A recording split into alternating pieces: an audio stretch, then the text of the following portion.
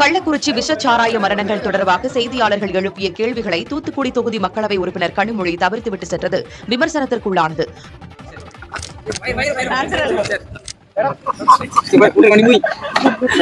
தூத்துக்குடி மாவட்ட ஆட்சியர் அலுவலகத்தில் செவித்திறன் குறைபாடு உடையவர்களுக்கான நலத்திட்டம் வழங்கும் நிகழ்ச்சியில் காலை 10:30 மணிக்கு பங்கேற்ற தூத்துக்குடி எம்பி கனிமொழி நலத்திட்ட உதவிகளை வழங்கினார்.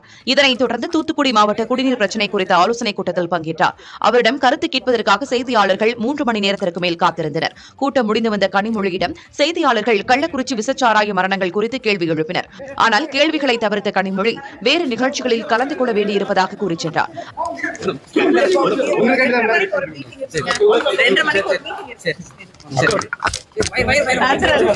அவரது கார் அருகே சென்று செய்தியாளர்கள் கேள்வி எழுப்பியதைத் தொடர்ந்து கார் கண்ணாடியை மூடிய கனிமொழி அங்கிருந்து வேகமாக சென்றார்.